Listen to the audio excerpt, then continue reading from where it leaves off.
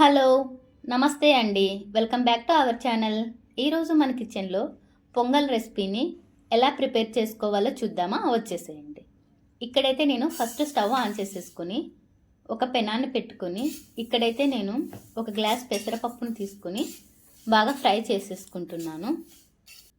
ఇది మంచి అరోమా వచ్చేంత వరకు ఫ్రై చేసేసుకొని ఒక కుక్కర్లోకి అయితే తీసుకుంటున్నాను.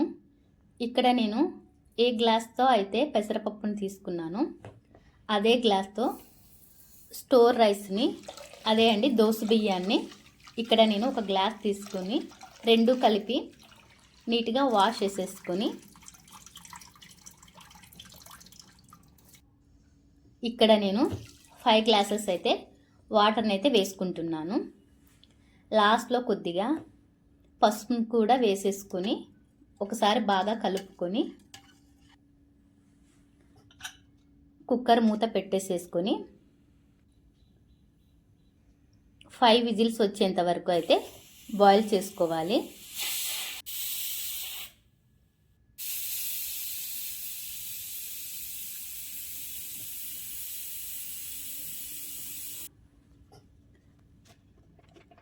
ఆఫ్టర్ 5 విజిల్స్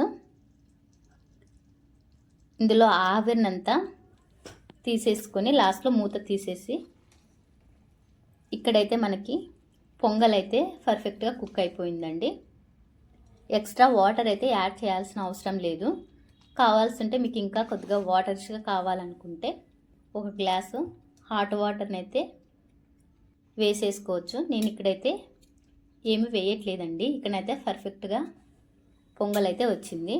తర్వాత ఈ పొంగల్ని పక్కన పెట్టేసేసుకొని తర్వాత ఇంకొక ప్యాన్ పెట్టుకొని ఇందులోకి ఒక 2 స్పూన్ల నెయ్యిని వేసుకొని నెయ్యి వేడెక్కాక చిన్నగా తరిగి పెట్టుకున్న అల్లాన్ని,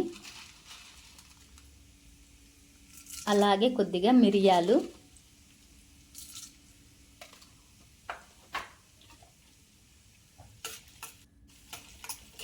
ఇవి వేసేసుకొని ఒకసారి బాగా ఫ్రై చేసుకోవాలి. తర్వాత కొద్దిగా జీలకర్ర, ఆవాలు, అలాగే జీడిపప్పు,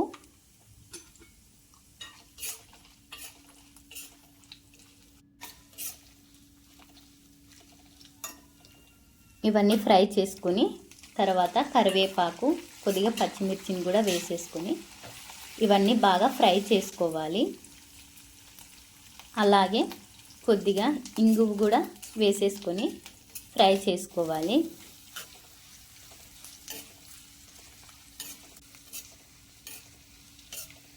ఇలా ఇవన్నీ బాగా చక్కగా ఫ్రై చేసేసుకొని మనకు రెడీ అయిన పొంగల్లోకైతే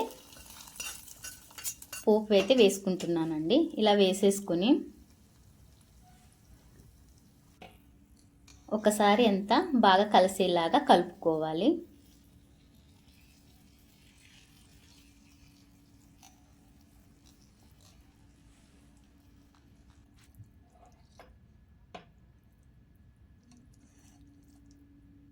ఇలా అంతా బాగా కలుపుకొని మనమైతే రెడీ అయిన పొంగల్ని ప్లేట్లోకి అయితే సర్వ్ చేసుకుంటున్నాను. ఇది చాలా ఈజీ బ్రేక్ఫాస్ట్ అండి. చాలా హెల్తీ కూడా, చాలా ఈజీ ప్రాసెస్ కూడా. తప్పకుండా మీరు కూడా ట్రై చేయండి. దీని కాంబినేషన్లోకి వచ్చేసి పల్లీల చట్నీ అయితే చాలా బాగుంటుందండి. సో తప్పకుండా మీరు కూడా ట్రై చేసి ఎలా వచ్చిందో కమెంట్ కూడా చేయండి. Thank you for watching my channel. Please subscribe.